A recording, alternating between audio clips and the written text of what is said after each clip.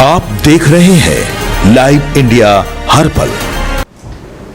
आज हर एक भारतीय एक संकल्प के साथ इस देश में आगे बढ़ रहा है और ये संकल्प है 2047 तक भारत को विकसित देश के रूप में देखने का।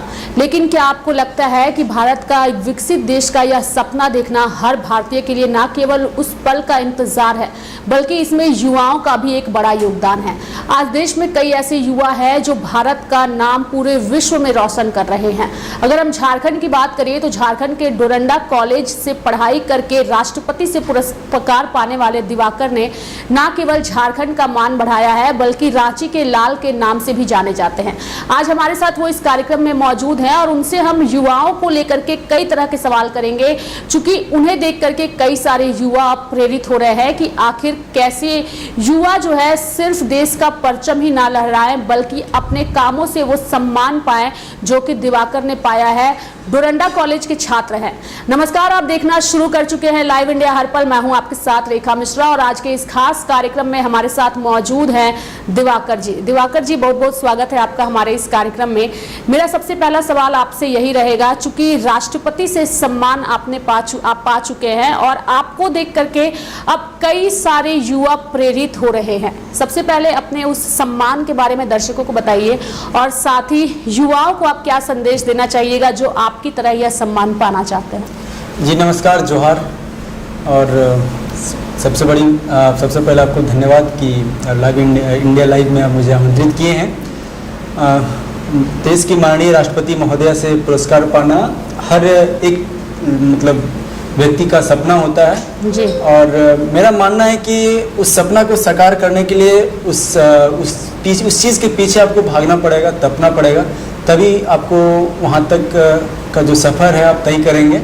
और निश्चित तौर पर बहुत कुछ संघर्ष करते हुए, बहुत कुछ चीज़ों को नज़रअंदाज करते हुए, बहुत कुछ झेलते हुए लोग लगातार उसमें लगे रहते हैं और फिर जाकर के वहाँ पे वो जो मुकाम को हासिल करते हैं। पूरा जब राष्ट्रपति भवन में जब आपको सम्मानित किया जाता है तो पूरा विश्व जो है आपको वहाँ से देखती है। बिल्कुल दिवाकर, जिस वक्त आपको ये सम्मान मिलने वाला था और ये जानकारी जब आई थी तो हमने आपसे बातचीत की थी और आपके उस वक्त होने वाले अनुभव के बारे में जाना था।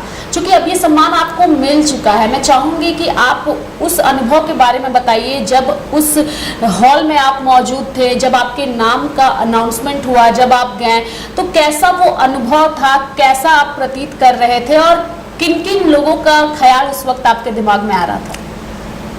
जब हम सभी पूरे इंडिया से लगभग 30 एनएसएस वॉलंटियर और 10 एनएसएस कार्यक्रम पदाधिकारी जो प्रोफेसर होते हैं किसी कॉलेज के, तो टोटल 40 लोगों को उस हॉल में हम लोग को सम्मानित किया जा रहा था। तो जब हम लोग सभी लोग वहाँ बैठे थे और पूरे हॉल में हमारे मम्मी पापा और भी जितने हमारे साथी अवॉर्डी थे उनके पेरेंट्स भी आए थे। जब मेरी नाम जब मुझे पुकारा गया कि जब हमसे पहले जब हमारी जो साथी थे उनका जब नाम अनाउंसमेंट हुआ, जब मेरे मन में चल रहा था कि अब मेरी नाम आएगी, तो मैं अंदर से बहुत ज़्यादा नर्वस था। और उस वक्त जो होती है ना कि आपको जो जितने लोग आपको अगुवाई किए हैं, आपको सपोर्ट किए हैं, आपको मदद किए हैं, आपको गाइडेंस किए हैं, वो सब लोगों का जो ध्यान है और उन सब का जो चेहरा है वो मेरे माइंड में घूम रहा था। और अब लगता है कि अब मेरा नाम आएगा तो हम जाएंगे।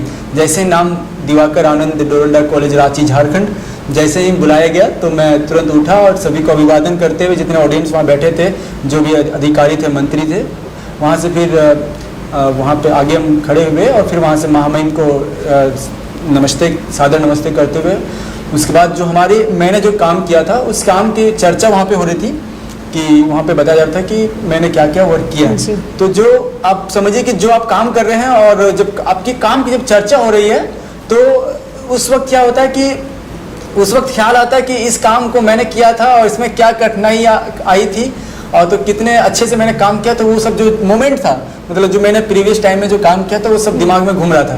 और फिर जब दोबारा नाम बुलाया गया और फिर जब मैं वहाँ पे महामहिम के समक्ष जब मैं पहुँचा तो पहला अवॉर्डी, झारखंड के जो 2 अवॉर्डी थे हम लोग थे, तो महामहिम हम लोग को बोली जोहार और कॉन्ग्रेचुलेशन।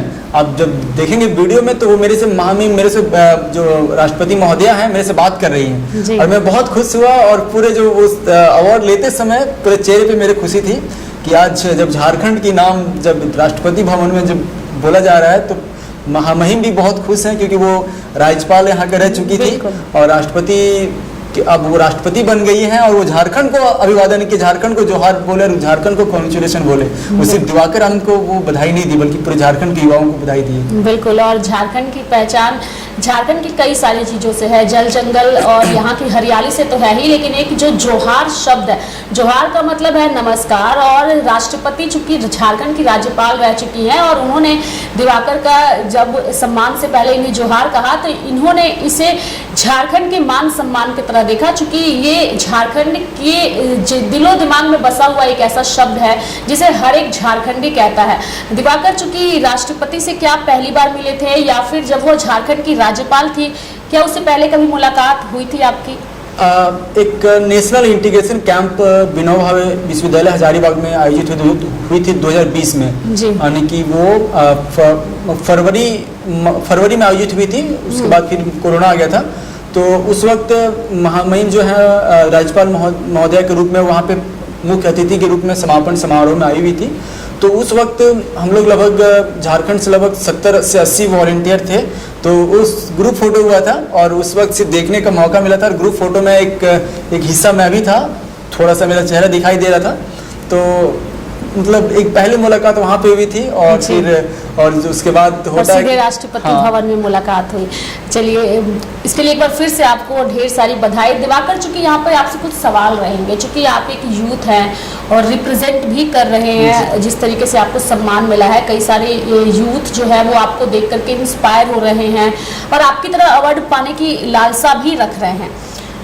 आपका चयन उस सम्मान के लिए कैसे हुआ, ये भी लोगों के अंदर आ रहा होगा, क्योंकि कई बार आप ऐसे कार्य करते हैं समाज सेवा में लेकिन वो पहचान लोगों को नहीं मिल पाती। आपको ये पहचान कैसे मिली, कैसे आपको रिकॉग्नाइज किया गया इस अवार्ड के लिए और कौन थे वो लोग जिन्होंने आपका नाम राष्ट्रपति भवन में भेजा इस सम्मान को देने के लिए? देखिए मैडम, एक्चुअली जब मैं कॉलेज में जब मेरा ग्रेजुएशन 2018 में एडमिशन लिया था मैं और 2019 में मैंने एनएसएस ज्वाइन किया था जी। उस वक्त हमारे नीलू मैम हमारे एनएसएस के प्रोग्राम ऑफिसर थे और मिथिलेश एनएसएस प्रोग्राम ऑफिसर और coordinator doctor Brajesh Kumar sir Ranchi university से थे जी। तो उस वक्त जब कॉलेज में क्या होता है कि बहुत सारे ऐसे स्टूडेंट होते हैं पढ़ाई के साथ साथ और भी एक्स्ट्रा एक्टिविटी में पार्टिसिपेट करना चाहते हैं, उनका होता है कि और भी कुछ में चीज़ों में भाग लें। तो उस वक्त डोरंडा कॉलेज में एनएसएस उतना ज़्यादा मतलब एक्टिव था, बट हम लोग चाहते थे कि कुछ चीज़ें में हम लोग ज्वाइन करें। तो फिर आया था हमारे डिपार्टमेंट बोलने के लिए मैडम लोग कि किसी को एनएसएस ज्वाइन करना है तो ज्वाइन करिए, ये आपको फ्री में मतलब भारत सरकार आपको कैंप देगी और फिर आपको एक्टिविटी में पार्टिसिपेट करने का मौका मिलेगा, मनाली धर्मशाला में जाने का मौका मिलेगा। तो बेसिकली हम गाँव से हैं, तो सोचे थे कि गांव से हैं तो पता नहीं कहीं मनाली का नाम सिर्फ सुने थे लेकिन गए नहीं थे, सोचे कि जाने का मौका मिलेगा। और पता चला कि इसमें ब्लड डोनेशन कैंप वगैरह, प्लांटेशन वगैरह, तो मेरे मन में हमेशा से रहा है कि प्लांटेशन करना जो है वो आज भी जब जाते हैं घर तो हमेशा मेरे बागान एक बहुत बड़ा बागान है, वहाँ पे एक बच्चे की तरह उसका ख्याल रखते हैं पौधा का, और आज भी वो पौधा धीरे धीरे बड़ा हो रहा है। तो जब कॉलेज में जब एनएसएस ज्वाइन किए तो जब हम मेरा होता है कि जिस चीज़ में मन लगता है उसको शिद्दत और दिल से चाहते हैं उस चीज़ को और करते हैं, तो हमेशा जो भी एक्टिविटी प्रोग्राम होती थी उसमें भाग लेते थे। भाग लेते लेते मेरे पास यूनिवर्सिटी से, कॉलेज से यूनिवर्सिटी फिर गए, यूनिवर्सिटी से और भी स्टेट वगैरह जाने का, अलग अलग स्टेट जाने का मौका मिला। तो हर चीज़ में पार्टिसिपेट कर, जितना सारा प्रोग्राम हो रहा है, तो उसके बाद वो मेरे पास एक ट्रॉली सर्टिफिकेट भर गया और पूरे रूम में मेरे पास बहुत सारे मोमेंटो अवार्ड्स मिला हुआ था, तो सब चीज़ था। तो किसी जो मेरे सीनियर लोग थे तो वो लोग बोलते थे कि सुने कि हम अवार्ड भी इसमें मिलता है, तो मुझे यूनिवर्सिटी में बेस्ट वॉलंटियर अवार्ड मिला। फिर उसके बाद वहाँ से जब शुरुआत हुई मेरी, तो धीरे धीरे क्या हुआ कि मुझे कोई बताया कि मतलब जो हमारे सीनियर थे वो बोलते थे कि इसको अच्छे से रखना है, पेपर कटिंग वगैरह, मेरा नाम आता था पेपर में कि पार्टिसिपेट किया, मतलब भीड़ में मेरा भी नाम आता था उसमें, तो फोटो वगैरह आता था, उसको हम सब चीज़ बना के रखते थे अपने पास, कटिंग वगैरह, पेपर वगैरह सब रखते थे। तो जब पता चला कि इसमें अवार्ड भी होता है तो हमने इसमें 100 पेज का बुक आपको बनाना पड़ेगा।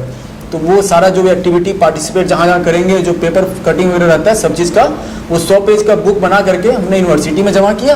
यूनिवर्सिटी में जमा करने के बाद फिर स्टेट गई, और स्टेट के बाद फिर वो नेशनल जाता है। स्टेट में कमेटी बैठती है, जो स्पोर्ट डायरेक्टर होते हैं, स्पोर्ट सेक्रेटरी होते हैं, उनकी अध्यक्षता में कार्यक्रम होती है, मतलब सिलेक्शन प्रोसेस होती है, फिर वहाँ से दिल्ली जाती है। दिल्ली जाने के बाद जो होती है क्या कि फिर वहाँ से आपका आईबी वेरिफिकेशन होता है कि आपके ऊपर कोई केस तो नहीं है, मुकदमा तो नहीं है, आपके मम्मी पापा का जो बैकग्राउंड कैसा है, उनके ऊपर तो कोई मुकदमा नहीं है, आपने कभी सरकार के खिलाफ तो कभी ऐसा कुछ देश के प्रति वैसा कुछ विरुद्ध वाला काम तो नहीं किया है। उन सारी चीज़ों का जांच होता है, पुलिस वेरिफिकेशन भी होता है, तो उसमें फिर आपका अवार्ड सिलेक्शन होता है। ये मेरा दूसरा अटेम्प्ट था। चलिए, ये आपका दूसरा अटेम्प्ट था, यानी कि ये सारा एक प्रोसेस है जिससे आप गुजरे हैं इस सम्मान को जब पाने मेरा के लिए। पहला अटेम्प्ट था तो उसमें एक्चुअली हुआ ये था कि मतलब एक फाइल मतलब मुझे पटना भेजना था, हमारा रीजनल ऑफिस पटना था, तो वहाँ पे किसी कारण बस शायद समय पे नहीं पहुँच पाया था, तो फिर मतलब उस वक्त मेरा सिलेक्शन नहीं हुआ था, उसमें भी हम टॉप 1 में थे। और फिर मैं बहुत अंदर से टूट गया था, तो हमारे जो प्रोफेसर लोग थे, हमारे एनएसएस के पीओ कोऑर्डिनेटर सर लोग बहुत समझाए बुझाए मुझे कि चलो तुम्हारे पास 1 साल और बचा हुआ है, क्योंकि 25 साल के बाद अवार्ड अप्लाई नहीं कर सकते आप जी, एज ए जनरल ST/SC का 27-28 साल इसमें है। तो हम फिर मेहनत किए हैं कि नहीं, एक बार और मेरे पास बचा हुआ है, तो उस अटेम्प्ट को जाने नहीं देंगे। मतलब मैंने सोचा कि अगर मैं 7-8 साल मैंने किया है काम, तो मैं बहुत अच्छा किया हूँ, मुझे इतना कॉन्फिडेंस था, और उस कॉन्फिडेंस को बरकरार रखा।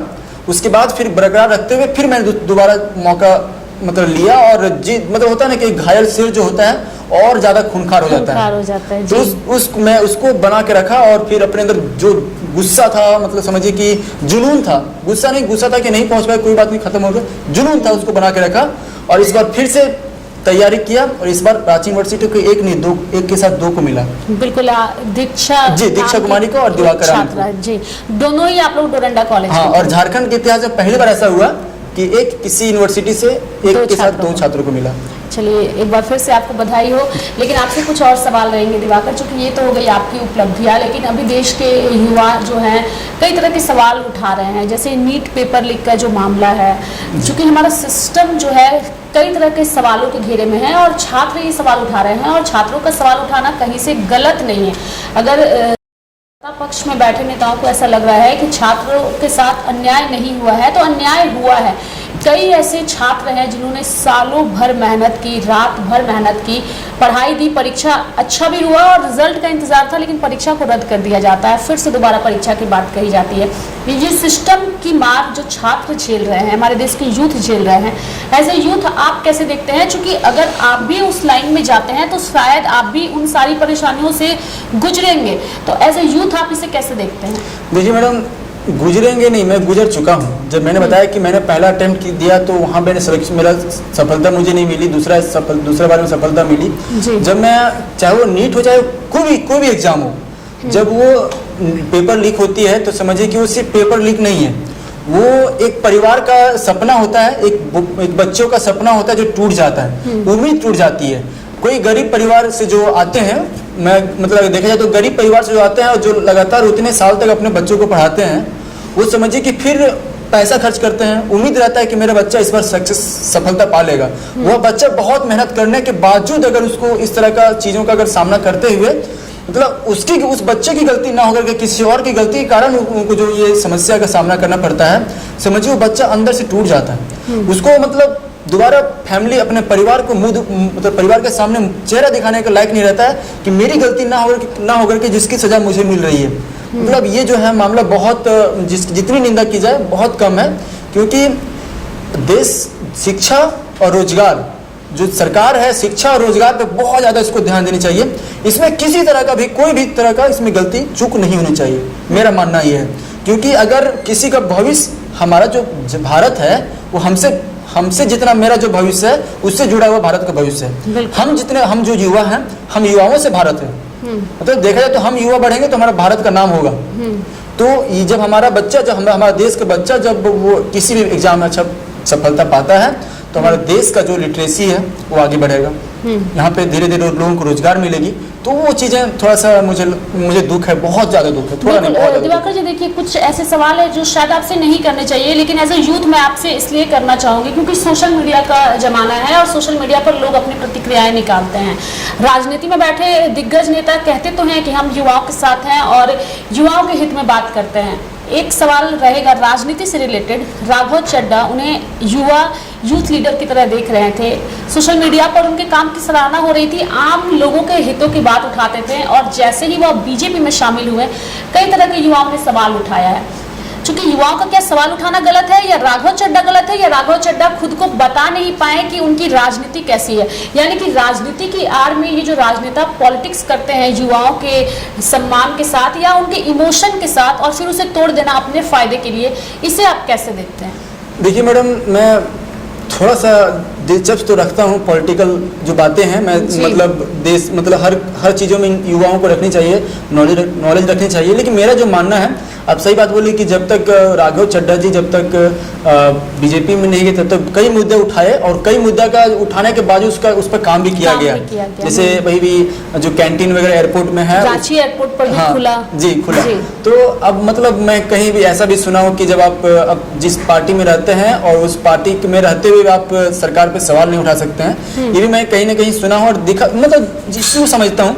लेकिन सवाल उठाने के बाद वो जो पार्टी मतलब दूसरे पार्टी में चले गए, ठीक है, तो मुझे लगता है कि उनका जो भी कुछ रहा होगा अपना अंदर की बात, ये तो इस चीज़ का खुलासा नहीं हुआ ना, इस चीज़ को हम और आप समझ सकते हैं। लेकिन मैं कई ऐसे लोगों को भी देखा हूँ कि अपनी वो तो राजनीति करने तो युवाओं के लिए आते हैं, चाहे वो देश के लिए आता है चाहे जनता के लिए आते हैं, लेकिन कहीं ना कहीं उसके बाद जनता को लोग धोखा दे करके जनता और युवा ये बात ये चीज माने कि जो राजनेता होते हैं वो प्रोपेगेंडा करते हैं उनके साथ, ये युवा मान के रखे। यानी कि जो इमोशनली अटैच हो जाते हैं राजनेताओं से नहीं होना है, क्योंकि राजनेता अपने फायदे के लिए वो जनता को युवाओं को इस्तेमाल करते हैं। देखिए सच्चाई देखा जाए ना तो जो राजनेता हैं चाहे कोई भी है, हम सबकी बारे नहीं कर ली, लेकिन फिर भी 100 नहीं, लेकिन फिर भी जो लोग होते हैं जो काम के बदले जीतते हैं वो तो चलो ठीक है, लेकिन बाकी जो लोग हैं वो जीतते इसीलिए हैं कि मतलब युवाओं को जोड़ के रखते हैं, चाहे वो किस तरह से काम करे या ना करे, लेकिन उनका मेन मकसद होता है कि नेक्स्ट बार हमको कैसे जीतना है। वो काम करे या ना करे, कई लोग होते हैं जो पार्टी के बल पे जीतते हैं, कई लोग होते हैं जो अपने बल पे जीतते हैं, तो कई तरह का नेता है। लेकिन आप ये चीज मैं मानता हूँ कि कहीं ना कहीं कि जो नेता लोग होते हैं वो अपने फायदा तो देखते हैं। के लिए एक सवाल ये भी रहेगा, चूंकि सोशल मीडिया का दौर है और कॉकरोच जनता पार्टी जो है काफी ज्यादा प्रचलित हो चुकी है, चर्चा में है, युवा उससे जुड़ रहे हैं और सुप्रीम कोर्ट में सुनवाई के दौरान सीजेआई की ओर से कॉकरोच कहा गया युवाओं की भीड़ को, और बाद में उन्होंने अपनी बातों को बोला भी कि उसे गलत तरीके से पेश किया गया, लेकिन तब तक ये कॉकरोच जनता पार्टी सोशल मीडिया पर वायरल हो गई थी। ये कॉकरोच जनता पार्टी की जो यूथ है जो अब एक आवाज उठा रही है करप्शन को लेकर के, सिस्टम को लेकर के, कई सारे मुद्दों को लेकर के, इसे एज ए यूथ आप कैसे देखते हैं? मेरा हमेशा शुरू से रहा है कि एक होता है ऑनलाइन प्लेटफॉर्म होता है, एक ऑफलाइन प्लेटफॉर्म होता है। तो मैं हमेशा ऑफलाइन पे फोकस किया हूँ, ऑफलाइन पे विश्वास करता हूँ। ऑनलाइन एक ट्रेंडिंग होता है मैडम कि ट्रेंडिंग चल रहा है, फिर धीरे धीरे उसका जो वर्चस्व धीरे धीरे खत्म हो जाता है। तो अगर कॉकरोच पार्टी भी है तो अगर इस तरह का मुद्दा उठा रहे हैं तो उनको सामने आना चाहिए। मतलब वो चाहे वो किसी भी सोशल मीडिया, ठीक है बहुत बड़ा सोशल मीडिया का पावर है, लेकिन आपको ऑफलाइन तरीके से आपको सामने आकर के उसका सामना करने की आवश्यकता है। अगर सच में अगर आप एक मिशन, अगर आपके अंदर एक विजन लेकर चल रहे हैं, क्योंकि 2047 का हम लोग का सपना है, अगर आपके अंदर एक विजन है तो आपको फील्ड में उतरना पड़ेगा। नहीं तो फिर ये जो ट्रेंडिंग है, ट्रेंडिंग कुछ दिन तक ही होता है, फिर नया चीज कुछ आएगा, फिर धीरे धीरे आप उस जगह तक आप खत्म हो जाएंगे। चलिए एक आखिरी सवाल आपसे रहेगा, शॉर्टकट अपनाने वाले युवाओं को क्या संदेश देना चाहिएगा? शॉर्टकट के चक्कर में लोग अपने भविष्य के साथ खिलवाड़ करते हैं, तो शॉर्टकट वाले यूथ को क्या संदेश रहेगा? मेरा मानना है कि जो शॉर्टकट अपनाते हैं वो एक न एक दिन बहुत बड़ा धोखा खाते हैं, वो कहीं ना कहीं जरूर गिरते हैं। क्योंकि आपका हमेशा रहता है कि अभी जो चैट जीपीटी आ गया है, आप कुछ आपके मन में मतलब जो भी सोच रहे हैं आप उसमें डालिए, आपको तुरंत इन्फॉर्मेशन दे देगा, आप तुरंत उसको नोट डाउन कर ले रहे हैं। वो एक इससे पहले क्या होता था, खुद से बनाना पड़ता था। तो जो शॉर्टकट है, मुझे भी जब अवार्ड मिला था तो बहुत सारे लोग मुझे मैसेज फोन किए कि भैया मुझे बताइए कि मुझे भी अवार्ड लेना है तो मुझे कैसे मिलेगा। तो मतलब मेरे अंदर थोड़ा सा चीज था कि लोग कैसे सोच सकते हैं कि मुझे कैसे मिलेगा, मेहनत नहीं करना चाहते हैं, सच्चाई है। मतलब सबकी बात नहीं, कुछ लोग होते हैं जो मेहनत नहीं करना चाहते हैं और शॉर्टकट की ओर मतलब जाते हैं कि जल्दी से हमको वो चीज़ मिल जाए। तो मैं यही कहना चाहूँगा कि आप मेहनत करिए, नौजवानों उठो वक्त यह कह रहा है, खुद को बदलो जमाना बदल जाएगा, अपनी शक्तियों को लगाओ सही कर्म में, मेरा देश और मेरा भारत का भाग्य खुल जाएगा। तो आप जो है शॉर्टकट ना अपना करके, आप जितने ही थोड़ा आप मेहनत कर रहे हैं, थोड़ा सा आप जाना चाहते हैं, लेकिन आप खुद से करिए, कोशिश करिए, जितना आप लोग जाएंगे उतना आप सीखने को मौका मिलेगा, उतना आप संघर्षशील बनेंगे, उतना आप घिसेंगे, उतना मार खाएंगे, दर्द रहेगा, तब आपके अंदर वो चीज़ जुनून आएगा। चलिए, बहुत बहुत धन्यवाद दिवाकर जी हमारे साथ बातचीत करने के लिए और हमारे यूथ को एक शानदार मैसेज देने के लिए कि भले सोशल मीडिया का आज ज़माना है, शॉर्टकट लोग अपनाना चाहते हैं, चाहे वो चैट जीपीटी के माध्यम से हो, एआई के माध्यम से हो, लेकिन मेहनत करके फल प्राप्ति का जो साधन होता है वह सबसे महत्वपूर्ण माना जाता है। और वो मेहनत का फल जब आप खुद चखते हैं तो उसका स्वाद भी मीठा होता है, ना कि चैट जीपीटी और एआई के ज़माने में इन सब चीज़ों का इस्तेमाल करके जो मेहनत आप पाते हैं उसमें वो मज़ा नहीं जो खुद के दम पर अपनी एक काबिलियत और पहचान को आप मंजिल तक पहुंचाते हैं। तो इस यूथ को यही संदेश रहेगा कि भारत विकसित देश सिर्फ राजनेताओं की वजह से नहीं बल्कि हम युवाओं की वजह से बनेगा। तो अपनी कीमत को पहचानिए और इस देश की तरक्की में अपना बहुमूल्य योगदान दीजिए। मेरे साथ फिलहाल अभी के लिए इस खबर में इतना ही। आप देखते रहिए लाइव इंडिया हर पल। नमस्कार। आज